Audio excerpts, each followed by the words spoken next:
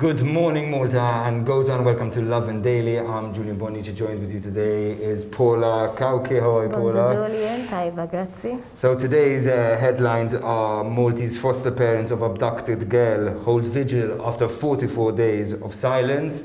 A huge green wall erected along Marsa Hamrun bypass. Franciscans ask Pope to dismiss sexually abusive Burmarat priests.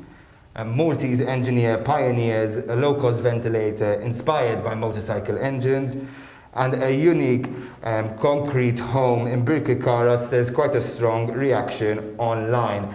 Just before we get going, today's episode is brought to you by Zanzi Homes, known for their commitment towards the environment. They commit to plant a tree for every property sold. They're always on the lookout for new talent, so check them out on zanzihomes.com. Kana bl-ewwel storja 44 jum wara li tifla fil-kustodja tal-istat ittieħdet mill-ġenituri tagħha, il-foster carers tagħha, mill-lom bioloġika tagħha, il-ġenituri għamlu velja biex għajmu kuxjenza nazzjonali li din it-tifla wara 44 jum għadhom ma jafux baħbaqla. Fil-fatt jidher li din it-tifla f'44 jum ilu ittieħdet illegalment mill-lom bioloġika b'allegatament qed nimmaġinaw li passaport fals barra mill-pajjiż u għadha ma nġabitx lura pajjiżna. Fil-fatt nsegwu daqsxejn l-kliem eżatt tal-foster carers tagħha l-bieraħ x'qalu. Li nixtiequ ngħidu hemm biex ikun hemm iktar attenzjoni speċjalment fl-ajruport tagħna għax hija ħaġa tal-inkwetanti ħafna li toħroġ tifla ta' 7 snin passaport fals minn Malta hija ħafna inkwetanti ħafna. Anka tfal Maltin tagħna naħseb wara u t-tifla kienet f'care order. Jista' tiġi l-kulħadd u dil-ħaġa jew ħafna inkwetanti. Would you have something to say to the mother if she was watching? Li missa ħasbet qabel ma għamlet dan il-pass u mhix qed tikkonsidra l-konsegwenzi li hemm u ma tantx dan u aħna ninsabu mitlufin u ma nafu xejn. Darb'oħra missa ħasbet sew qabel.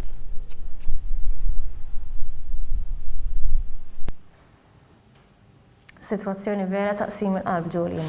Yes, a very, very sad situation. A young girl being abducted by her biological mother, by her biological from her foster parents. There's even another tragic element to the story. I think yesterday, the foster parents sort of described how the girl's foster grandfather actually died over these past 44 days, attributing, the stress of the situation.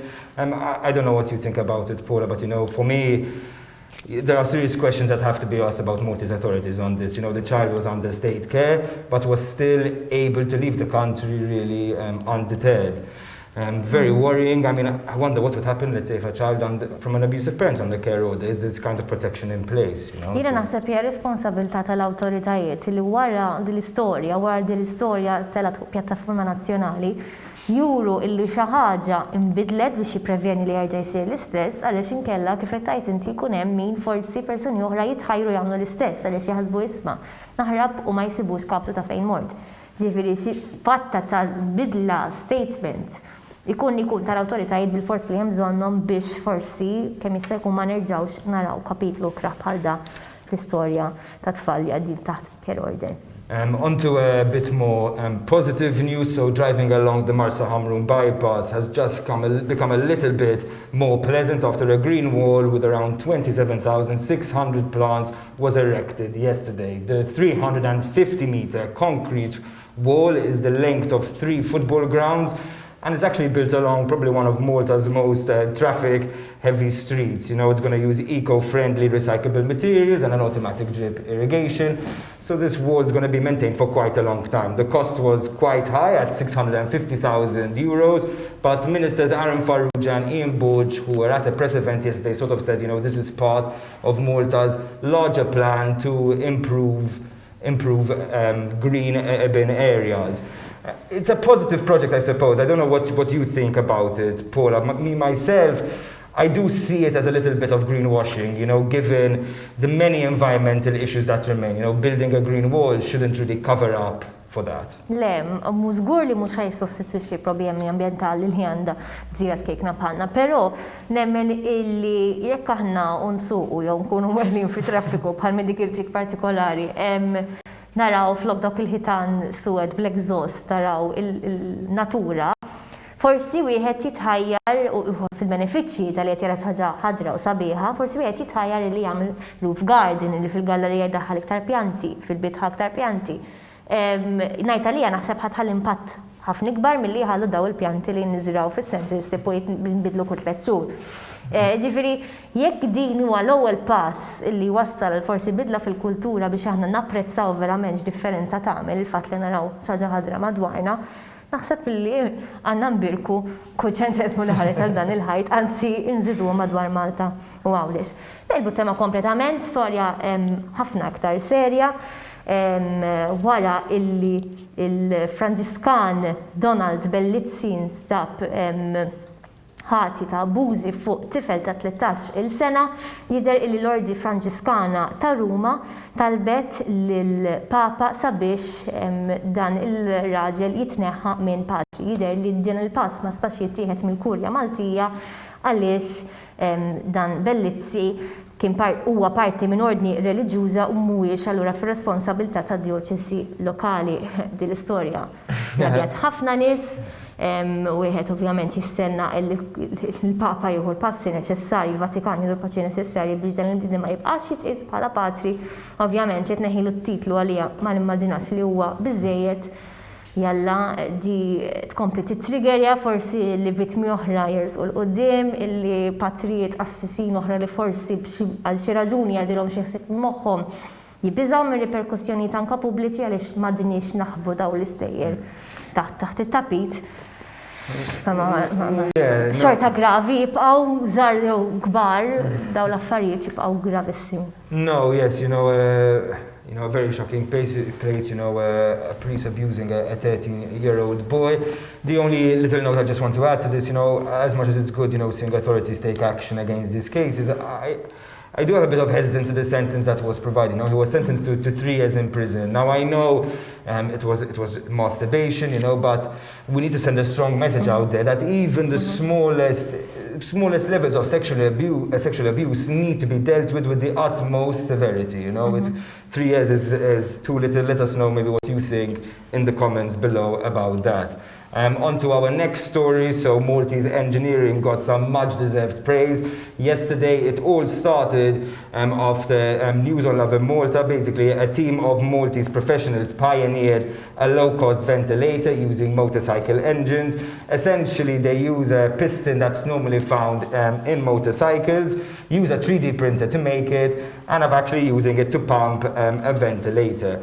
Now, obviously, the main challenge is to ensure accuracy. Ventilators and ITUs have to be efficient, they have to provide oxygen-enriched air, and also have actually quite specific levels of pressure they can provide. A normal one costs around 20,000 to 40,000 euros, quite a steep cost. Okay. This one costs about 1,000, so quite an amazing step forward, really in fighting the COVID-19 pandemic, shows some real talent from Maltese people, and most importantly, they've actually put the designs on open source websites, so people from across the globe can see these designs, use them potentially, and even make their own edits to improve them. Quite amazing stuff. U fil-fatt iktar interessanti biex inkomplu ikonna nkunu gburin fid-dinja tal-inġinerija Maltija, di ma kienx unika aħbar brabta ma' ġieħ internazzjonali għaliex l-engineer analyst Maltija Simran Moħnani ġiet rikonoxxuta wkoll bħala waħda mill-Tech Woman 100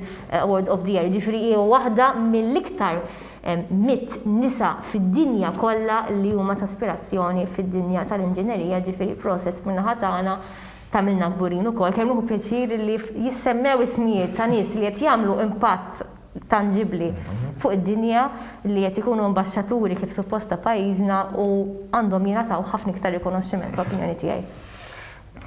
Jekk ngħaddu mbagħad għall-aħħar storja, ħajtlalkom ir-ritratt li qed nirreferu għalih fuq il-screens tagħkom għaliex huwa ritratt li żgur jekk għadek ma rajtux tittaraħ u nassigurak li ħadd tagħmel mill-inqas 5 minuti tipprova tifhem x'inhu jiġri. Qed nirreferi għal dar tal-konkrit il-lider li tellet bil-Kirkara u impressjonanti l-fatt li din id-dar issa qiegħda fl-attenzjoni tal-pubbliku wara li tlestiet inżebħet u kollox. Ġifieri s-soltu dal-kostruzzjonijiet niġbdu ngħinejna kif ikunu għandhom qed jinbnew ma di kważi lesta u issa nbaħna biha. Għaliex id-daħla prinċipali tagħha mill-lider hija remissa. Allura ma tagħtix fil-lajn mit-triq, tagħti fil-lajn meta wieħed jara minn fuq il-bjut ta' wara. Jien għandi ma nistax nikkommenta fuq il-binja per se, għandi ma nistax nifhem x'inhu jiġri. Yes, that's exactly it. I'm not even sure where the entrance of this property is. You know, it's quite imposing. I guess the designer really wanted to be bold. Got quite a strong reaction. Let us know what you think about this concrete building. Jew xedin taħsbu li qed isir jew ma jsirx jew hekk pools jew vaski jew mold jew. We're still really not sure where's the entrance of the house. We really need to know. If you do, please let us know. So that's it from us today. First up, I'd like to thank today's sponsor. We have a video coming up from Zanzi Homes. We believe in challenging the status quo. We don't believe in being okay with the good when we know awesome is just around the corner. We don't want to do things the same way when there's a better way. We're driven to be more, achieve more, and be the very best at what we do. Changing the world for the better might just start with you. Changing your world for the better.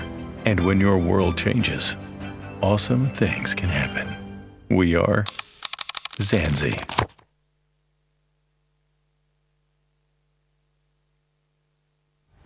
Well, who knows, maybe Zanzi Homes can give us a little bit more information about that concrete house in Birkirkara. Just one more reminder that today's episode is brought to you by Zanzi Homes, known for their commitment towards the environment. They commit to plant a tree for every property sold. So let's hope they sell quite a lot of homes. They're always on the lookout for new talent, so check them out on zanzihomes.com. That's it from us today, and remember, have a day full of loving.